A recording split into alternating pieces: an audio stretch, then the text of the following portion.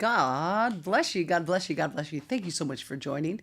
I'm Dr. Luana, and this is A Touch from Above. Thank you for joining our home life groups. God richly bless you. I am so excited all that God is doing. But you know what I'm really excited about? I am so proud of our life group leaders. You know, it's not easy to step out of your comfort zone and believe God. It's like Jesus. When Jesus first started his ministry, you got to remember he had no followers. He came out of the desert. Remember, he went into the temple. He read in Luke chapter 4, and then he stepped out into his ministry and he began to make disciples. You know, that's what our life group leaders are doing. They are there, they're being obedient. The host home is opening their home. The life group leaders believing God and sharing the gospel in different places and inviting people, same way that Jesus did. I know it's not always easy. Some people reject you. Some people get angry. Some people are brats. But you know what? We never stop. We just keep going forward and watch what God does. Amen. Thank you so much for opening your home. Thank you, life group leader. May God richly bless you. And we are in the book of Acts, chapter 23. The book of Acts, chapter 23. Let's read. Then Paul, looking earnestly at the council, said, Men and brethren, let me stop for a minute. Remember, the book of Acts is the early church. The apostle Paul, who was once Saul, has been transformed because of the gospel.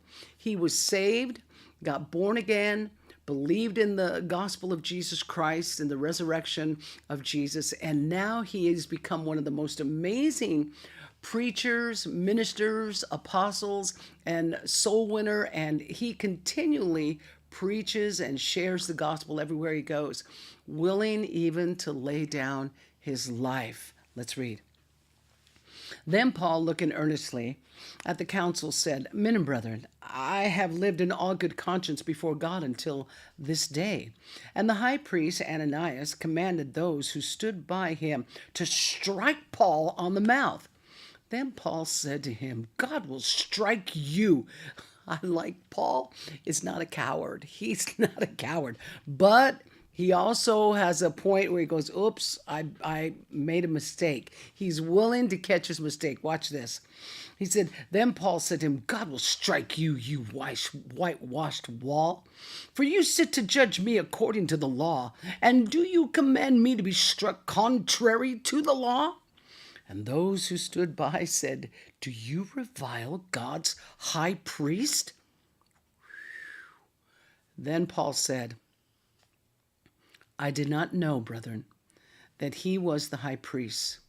For it is written, notice how Paul knew the law. For it is written, You shall not speak evil of a ruler of your people. But when Paul perceived that one part were Sadducees and the other Pharisees, he cried out in the council, Men and brethren, I am a Pharisee, the son of a Pharisee. Concerning the hope and the resurrection of the dead, I am being judged. And when he had said this, a dissension arose between the Pharisees and the Sadducees, and the assembly was divided. Trouble in the camp. For Sadducees say there is no resurrection and no angel or spirit, but the Pharisees confess both. Then there arose a loud outcry, and the scribes of the Pharisees' party rose and protested, saying, We find no evil in this man, but if a spirit or an angel has spoken to him, let us not fight against God. I love it. Now, when there arose a great distension, the commander, fearing lest Paul might be pulled to pieces by them, can you imagine? They literally hated what Paul was saying. I mean, pull him to pieces? I mean, yikes, talk about fierce. Commanded that the soldiers go down and take Paul by force from among them and bring him into the barracks. But the following night the Lord stood by Paul and said, Be of good cheer, Paul. For as you have testified for me in Jerusalem, you must also bear witness at Rome. And when it was day, some of the Jews banded together and bound themselves under an oath, saying that we should neither eat nor drink until they had killed Paul. Now there was now there were more than 40 who had formed this conspiracy. They came to the chief priests and the elders and said, "We have bound ourselves under a great oath that we will eat nothing until we have killed Paul." I would have said, "Starve." Just kidding.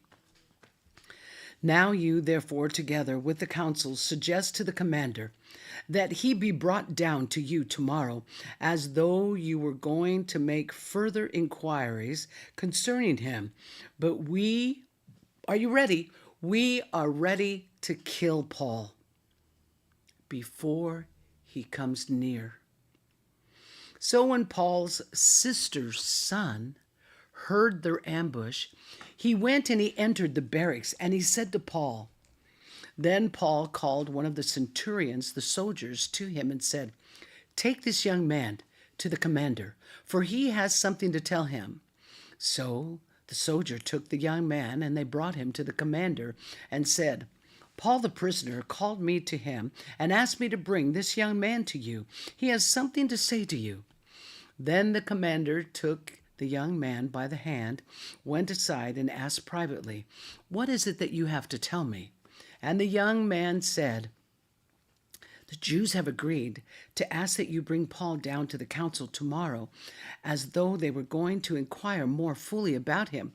But do not yield to them, for more than 40 of them lie in wait for him, men who have bound themselves by an oath that they will neither eat nor drink until they have killed him. And now they are ready, waiting for the promise from you." So the commander let the young man depart, and commanded the young man, do tell no one that you have revealed these things to me." And he called for 2 centurions, saying, "Prepare 200 soldiers, 70 horsemen, and 200 spearmen to go to Caesarea at the 3rd hour of the night." Let me stop there for a moment. Can you imagine the hatred that was there? That this literally called the commander, and think about how many, and he called for 200 centurions, 200 soldiers, saying, "Prepare 200 soldiers, 70 horsemen, and 200 spearmen to go to Caesarea at the 3rd hour of the night. And provide mounts to set Paul on, and bring him safely to Felix the governor." We're talking 470. It took 470 men to protect Paul to get him to Felix. You see, God had his hand on the Apostle Paul because of his powerful testimony. Your testimony, dear saints are so powerful.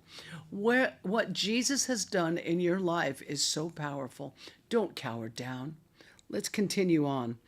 He wrote a letter in the following manner: "Claudius Lysistrus, to the most excellent governor Felix, greetings." This is the letter. This man was seized by the Jews, and he was about to be killed by them. Coming with the troops, I rescued Paul, having learned that he was a Roman. And when I wanted to know the reason they accused him, I brought him before their council. I found out that he was accused concerning questions of their law, but had nothing charged against him deserving of death or chains. And when it was told me that the Jews lie in wait for the man, I sent Paul immediately to you, and also commanded his accusers to state before you the charges against him. Farewell. What a powerful letter. Well, let's watch what happens. Then the soldiers, as they were commanded, took Paul and brought him by night to Antipatris. The next day they left the horsemen to go on with him and returned to the barracks. Then they came to Caesarea and had delivered the letter to the governor. They also presented Paul to him. And when the governor had read it, he asked what province was he from.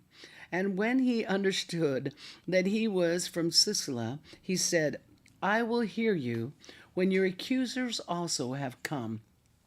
And he commanded Paul to be kept in Herod's praetorium. Wow. What a powerful, powerful chapter.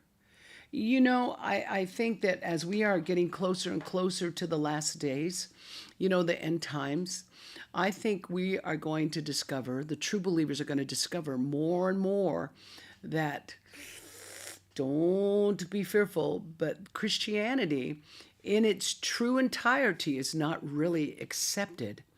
Yes, people go to church, people love the religion, but true Christianity is like a collision between light and dark. You see, the Apostle Paul stood before the Pharisees and the Sadducees, and they knew the law. They were very, very religious. So here comes Paul with the gospel message of Jesus Christ. And you can imagine as they're watching Paul have favor, people are getting saved, people are being born again, people are being healed, the church is growing, the church is expanding. Paul is pioneering church is city after city after city. And this is what we do with our life groups. These are like little baby churches in our big church at a touch from above. And we're all connected to Jesus. And this is what's so beautiful about having life churches, life home churches, because it enables each and every Christian to begin to do what Jesus said. Go therefore and make disciples of every nation. No, we're not going to the nations, but we are going to our neighbor. We're going to our friends. We're going to the next door neighbor. We're going to people that we work with, and we're inviting them to come and be a part. And I really want to encourage each and every one of you. You know what? God is so good, and his mercies endure forever. And I am so proud of every single one of you. Thank you so much again for opening up your home. And you know what? We're going to open up this life group now to each and every one of you. Some of you are on YouTube. Some of you are on TikTok. Some of you, we have 2 different YouTubes, 2 different Facebooks, and we have also X. It's not TikTok anymore, or not TikTok, excuse me, Twitter. On X. So people are coming in on all those different platforms. So I want to thank you so much for joining us. May God richly bless you. And I really want to encourage you, get on fire for Jesus. Life group leaders, thank you so much. Pray, encourage your people, gather in the harvest. Let's do something for Jesus. Let's make impact while we still have time. And most of all, let's gather in the harvest. God bless you. I love you. Thank you so much. Don't forget, Sunday morning, up at the Prayer Mountain, 10:15, A Church Alive is Worth the Drive. Come on up for a Sunday morning service.